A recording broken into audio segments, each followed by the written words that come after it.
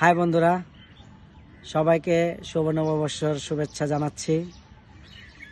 আজকে আমার এই দিনটা খুবই এই বেশ একটা সুবিধা যায়নি।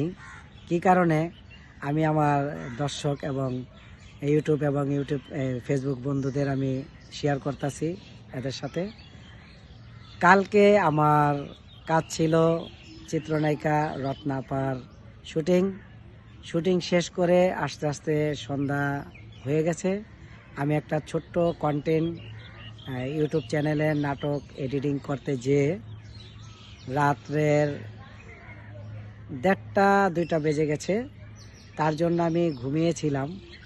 আজকে যে আমি এফডিসিতে আমাকে দাওয়াত করেছিল এই পান্তা ভাত খাওয়ার জন্য, কিন্তু আমি সেটাও যেতে পারি নাই।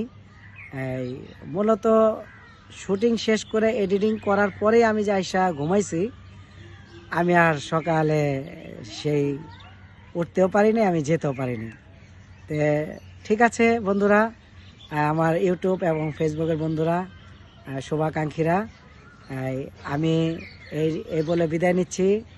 এই শুভ নববর্ষর শুভেচ্ছা সবাইকে জানালাম। আল্লাহ হাফেজ। ওকে, বাই বাই।